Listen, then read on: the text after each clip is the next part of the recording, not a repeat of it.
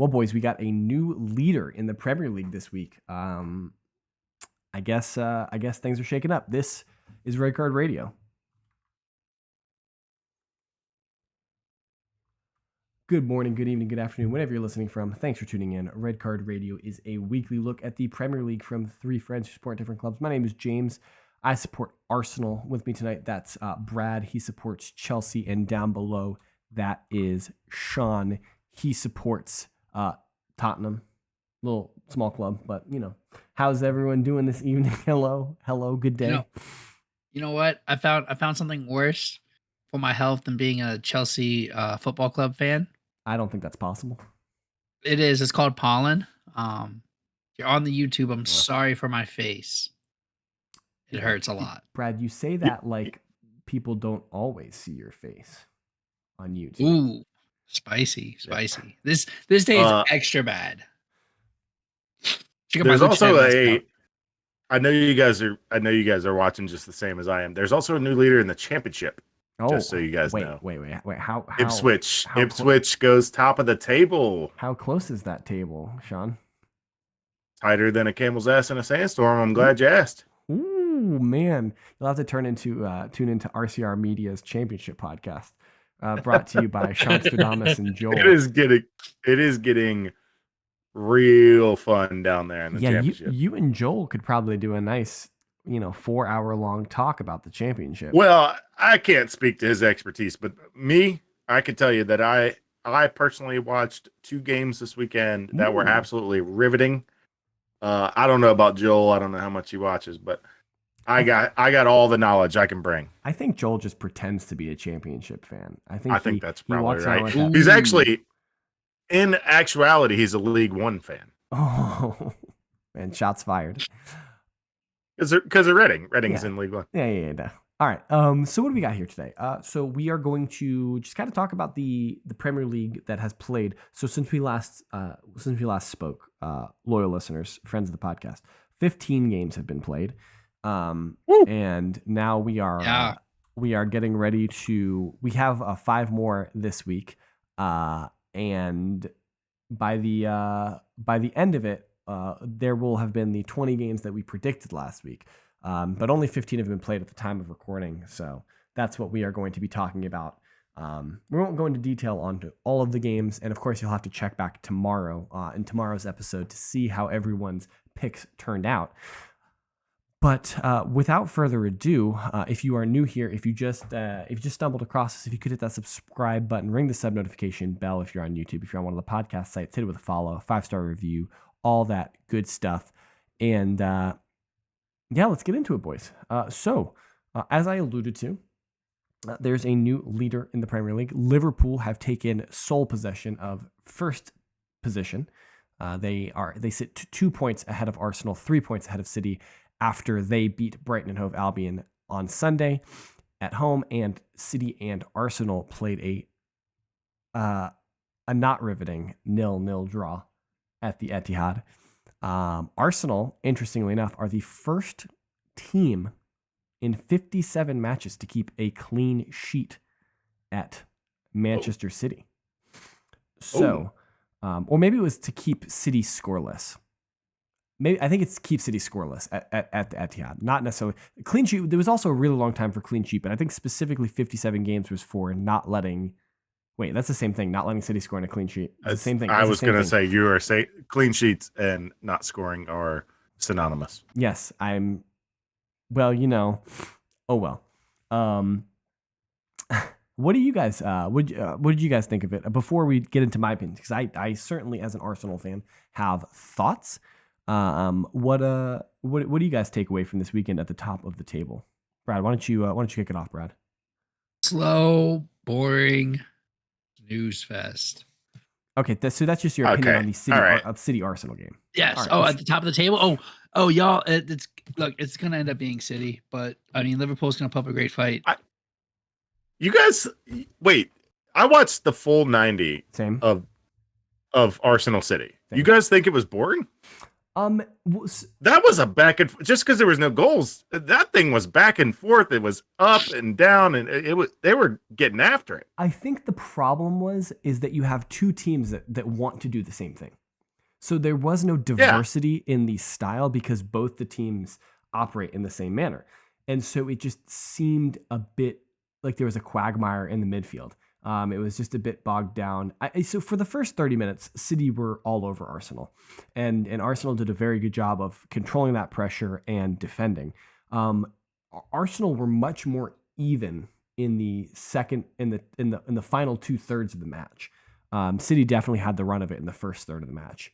But I definitely think the game was even through 35 minutes on to the end of the game. I thought the game was very even. But that's what they do, right? Like it's the opposite of Tottenham. It's the Liverpool, it's the Manchester City. It's what you guys want to do is to get after it early and often, put the other team in a deficit, and then put the foot on the throat. And that's the goal.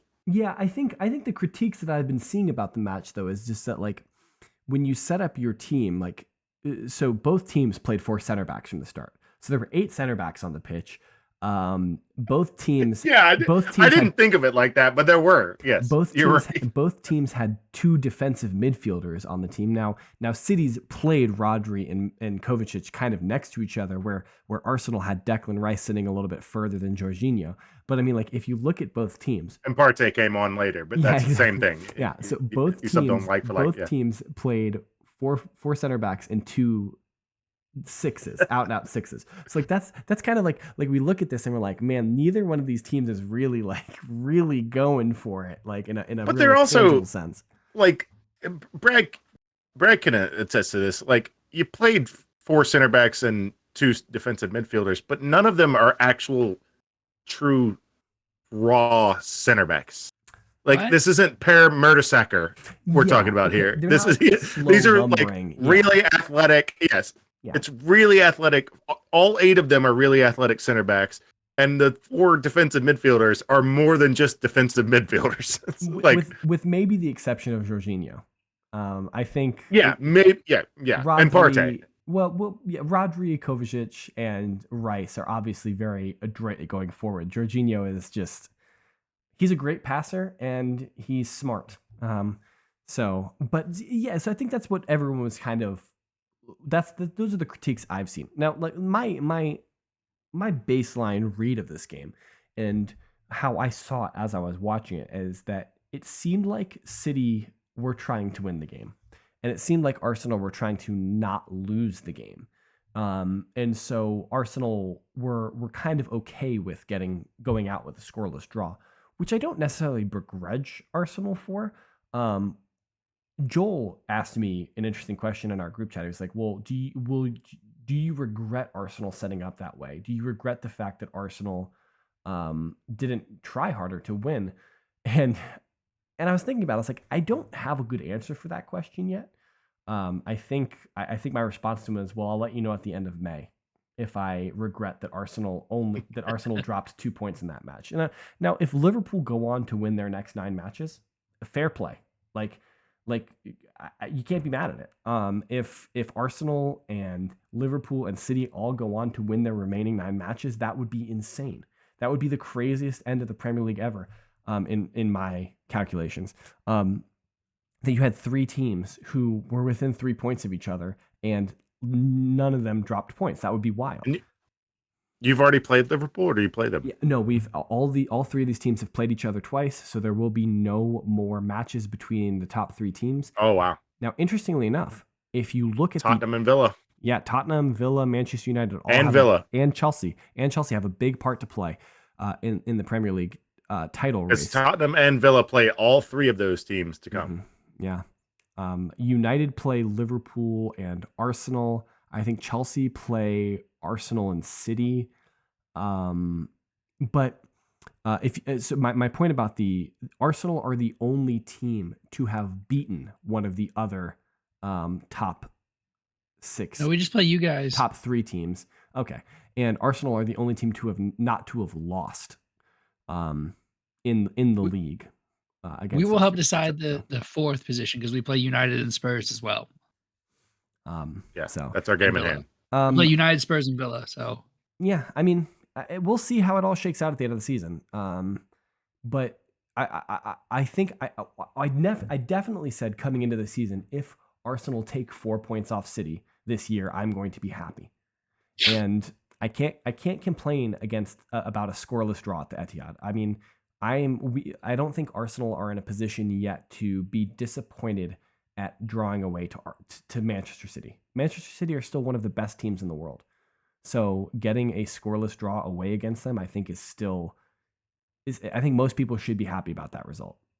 So maybe that's just too, I don't know. Maybe that's not bold enough for me as an Arsenal fan, but that's just how I feel.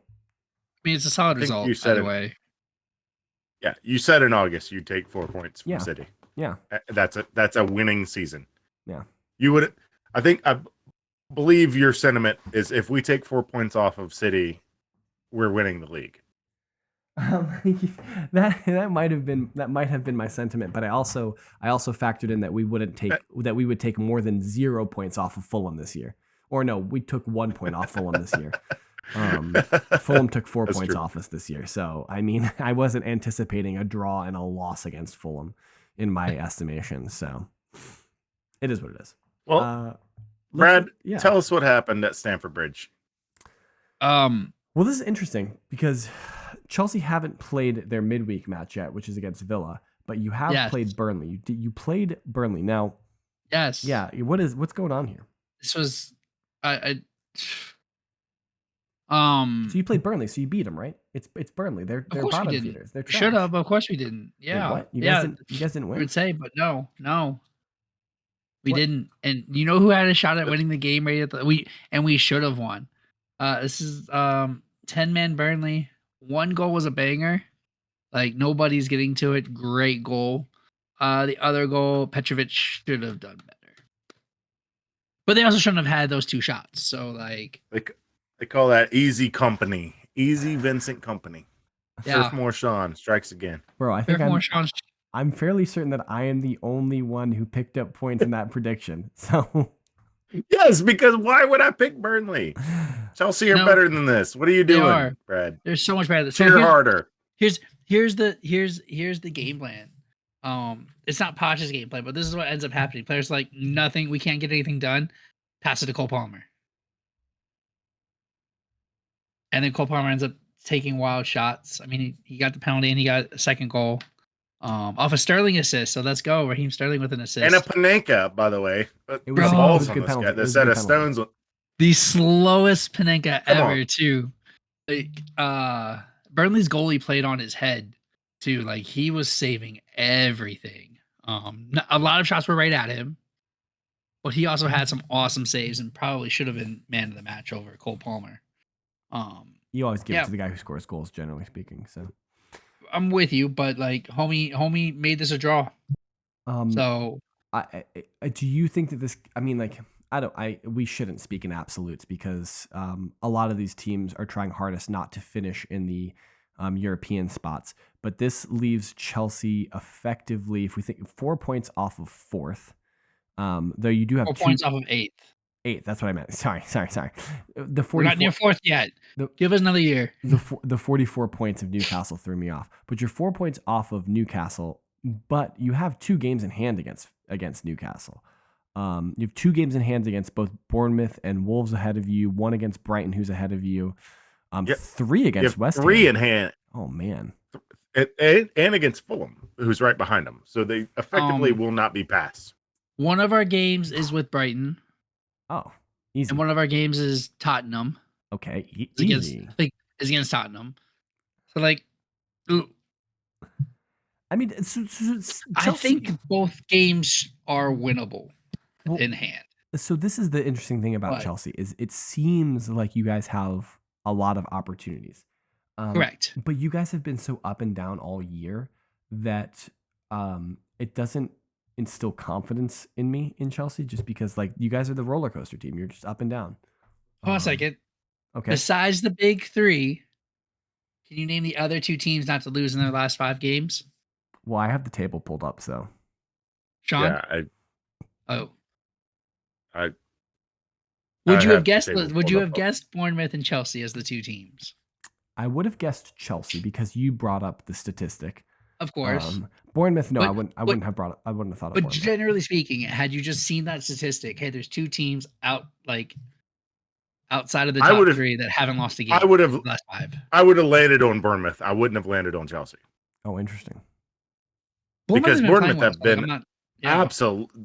They're in 11th for a reason. Like they have been playing their butts off, their little cherry buns off. Yeah. So, I mean, we're not losing. So, like, yay. But, like, hey, and we're at 40 points. Hey, there you go, man.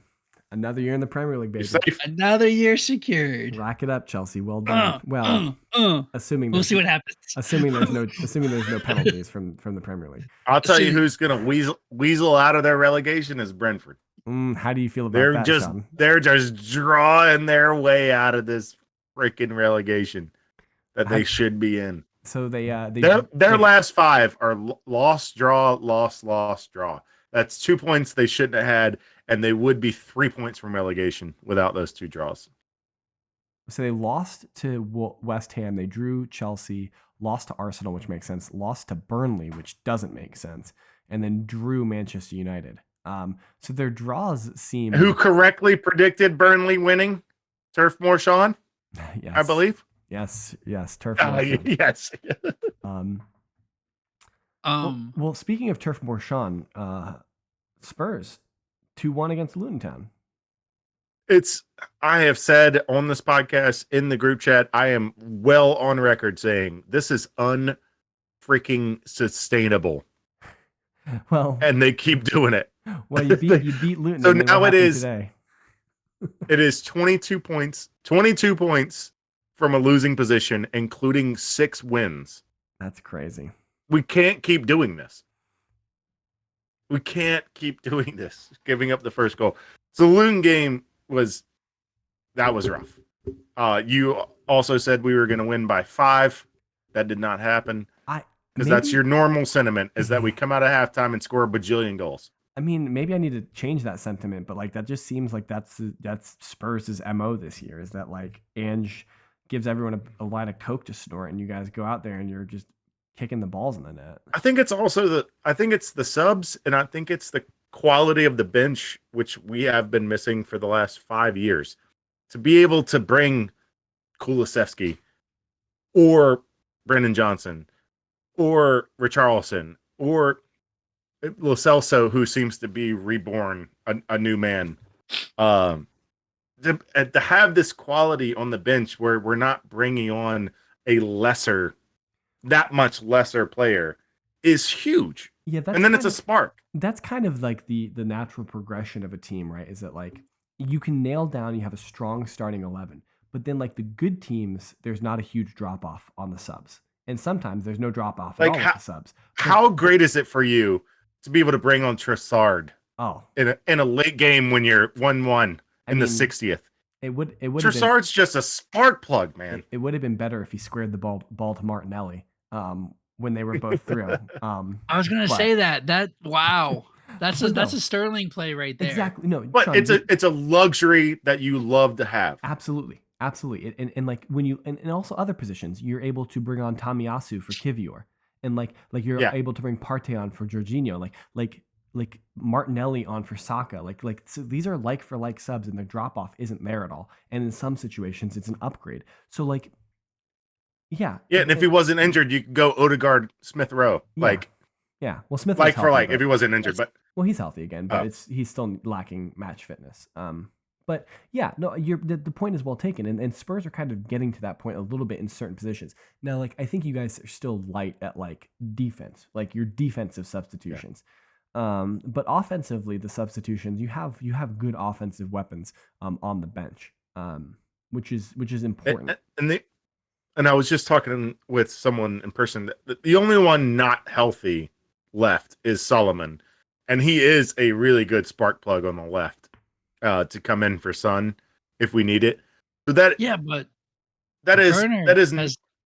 Werner's been great. Werner has been a great addition, and being able to what that allows us to do is have Son in the middle. And then if we feel like we need Richarlison, move Son back to the left and put Richarlison on for Werner, and then move Son to the left and put Richarlison in the middle, or whatever we need to do. We have that's another thing I was saying about Richarlison is that he's so versatile. Werner's not, Son is, Brennan Johnson is, Kulusevski is, because he can also he actually subbed on today for Madison. He's actually he could be an attacking mid if he needs to be. Having that versatility allows our thin bench to be used in different ways when we need that to be done. Well, speaking of thin benches and what happened today, West Ham not good. Not good. So like how do you square the fact that, I mean, like beating Luton Town 2-1 is a scrappy victory that you had to get against Luton Town. Now Luton Town have been very good over the last month and a half. Like in terms of like they haven't rolled over like they used to. Like everyone used to just roll Luton over at the beginning of the season. But now they've got their feet about them a little bit more. They're a more stern test at this point in the season. I think they at some point they realized, oh no, we actually can play with these people. Yeah. I think they were intimidated. And they were like, oh no. We're just as good. So you get a scrappy victory against them at the weekend, but then you go away to West Ham and you draw. How do you reconcile this with the belief that Spurs could finish 4th or 5th? Like how do you reconcile that with we are fighting for a Champions League spot, but we're just so up and down? So go ahead, Brad. 5th is a Champions League spot, by the way. Yeah, or will be. Could be. Will be. I think it's not is like 98% sure. Yeah, but I don't think it's I think all we need is one of you three to win again. Well, which is highly likely. I think also Liverpool, Arsenal, City. If Italy and West Ham. If Italy struggle in the Europa League, I think also that helps us. But anyway, so it's very possible. Yeah, I think it seems an England team needs to advance from the quarters, which is will happen. Extreme. Out of 3 out of 8, one of them should advance. Ooh, how do you feel about that as a Tottenham fan, where 5th would be Champions League? You've been tooting Harry Kane's horn for the last week and a half. Well, how do you feel that you like Arsenal advancing, beating Bayern Munich would help you? Would appreciably help Tottenham? What was the player you said? Harry Kane. Your boy. Is that an important player in Germany or something? I don't think I know that person. Oh, okay. Hey. I got wherever he goes. To publish. Right? We'll post those on the Discord, everybody. No, we won't. Listen, I defend my boy, all right? I defend my boy. That's my boy. That's my homie, man. I was just trying to he's not doing great over there. They're gonna. I just think I actually realized that they actually are gonna lose the league. I don't think they can catch Leverkusen. Oh, yeah, it's done. Tuchel said it's done. What do they got? It's statistically 13? Done. They can't catch them. No, it's not statistically. No, they can. But it's 13 points, and they've got 7 games left or something.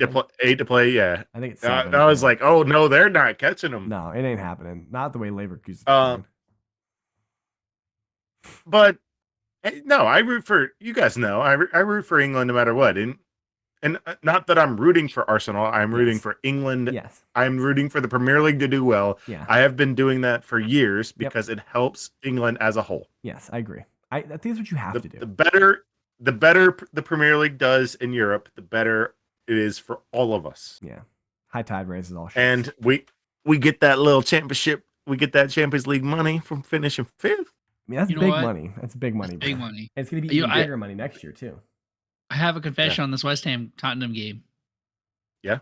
I was cheering for Tottenham. Because you want to catch West Ham. Correct. Because it helped. Like, I had to put aside my hatred of Tottenham to give Chelsea the best chance that we could get to get European football. A win today puts you 8th. Oh, I know. This United game is huge. Well, we'll talk about that in the next one, but yeah, this United game is huge coming up. But getting spicy. We're like, did you guys? one more thing before we get away from Tottenham. Uh, he's been doing these press conferences, and people like to challenge him like they do in London. They do it all the time. But Ange always has the most clever responses. He's Jose-esque in that regard. That he is clever with his and playful with the journalists.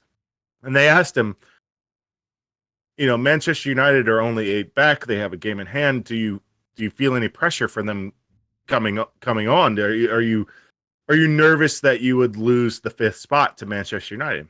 And he said, or them challenging. And he said, "Do you think we will challenge Manchester City? We're only 8 back of them." Yeah, and it just put it right back in his lap of like, yeah, okay, well, if they're 8 back of us, we're 8 back of City. Can we go for 3rd? What do you mean? What are we talking about here? It was a really well spoken response to that, because that's a fair point. Like why are we slagging Tottenham off? Because why are you looking backwards when I'm looking forward? Yeah, it was a good answer. I'm looking at who we can catch. You're looking at what can catch us. Well, I think what Ange's response is not that like I'm thinking I can catch City. It's just that like you don't think I can catch City, but you think that United can catch us. That's hypocritical. Like there's hypocrisy there, because we're equal points away. The math isn't nothing here, guys. Yes, you're not mathing hard enough. I mean, I think I think it would be safe to say that top 5 is probably locked in. I think that the order's not locked in. That mentality. No. The order's not locked in. No, I don't think so either. Brad, do you think the top 5 order is locked in? No, I said City's winning it. Okay, so but I'm saying, hold on, Sean had a point. The last time City finished outside of the top 2 was the Leicester year. Brad, why do you think City are still going to win the league? Because they're robots. He'll get the programming straight here in the next 8 games, and they're going to win every single game. Okay, and you don't think Liverpool's going to win every game? Liverpool will probably have some sort of stuff up. Who are they playing? Hold on, let me look at the fixtures. James, you don't think that Arsenal are going to win every game? Well, I don't really I think that Arsenal have a legitimate shot to win every game. I think all right, so all three of these conversations involve Tottenham losing 3 games, which I'm okay with. Because you just said Liverpool. No, fuck you. I'm sorry. This is a family podcast. Dang, we hadn't had fun in a while. Sorry. Explicit. This is rated M for mature.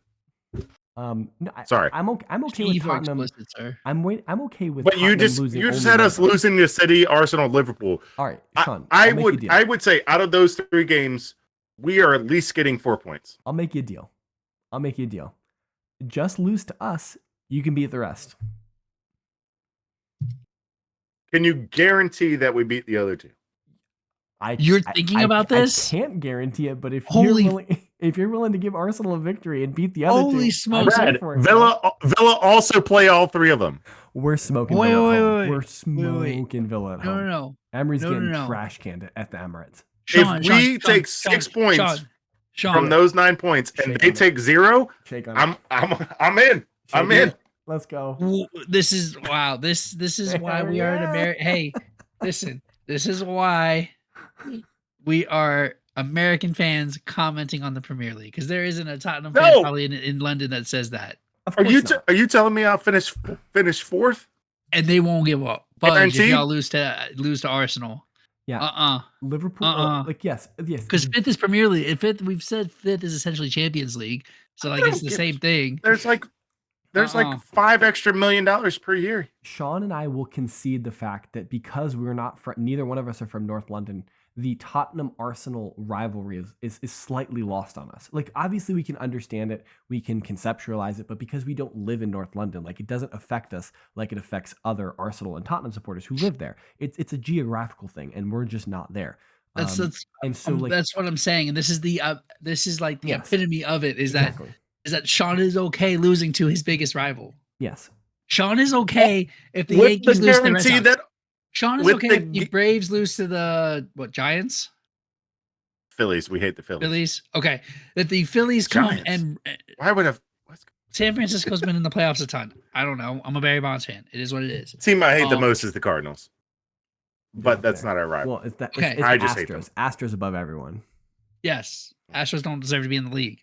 We all agree on that point, and I hate baseball. Send them down to single A. So we should have But this is relegation. this is like you said, hey, Phillies, come in and sweep us, and we'll go beat St. Louis. No, what it's saying is Yes, is what he's saying. He'd be okay with the Cardinals winning the World Series if because that's essentially what I'm suggesting. I'm suggesting that Tottenham beat the other two for us, and we beat Tottenham, so that they both lost 3 points, whereas we've gained 3 points, and so we'd go ahead of everyone. Like that's my supposition. This is a silly conversation, but I don't know where I was going with that. I think this is it. I think That's it. I think that's it. We won't touch on we're not going to in tomorrow's episode. Just as a quick preview for you guys, we're not going to talk about the other midweek games because of just the recording schedule. They won't have happened yet, and we've already previewed them. So if you're curious about what we're going to think about them, check last week's episodes. But we do have 10 Premier League matches on Saturday and Sunday, between Saturday and Sunday, that we need to figure out. So with that being said, boys, hit us up on Twitter. That guy on the top row over there, actually, he is at KSBradG. Down below, that's at Whitehart_Sean. I am at James Tiffany. Collectively, we are at redcard_radio on all the socials. Check out the YouTube. Check out our Discord that's in the description of this video below. We got some baseball chat going on right now. We got some Formula One chat going on right now. Less soccer chat than anything else, but maybe you can, maybe Tamzid and Sean can ruffle each other's feathers here. Oh yeah, I haven't went at Tamzid for a while. Yeah, you should go stir the pot. But until then, check back tomorrow. We've got a preview of the weekend's matches for you, and you'll get to see where we landed after last week's picks. So, but until then, I hope you guys have a great day, and we will talk to you all soon.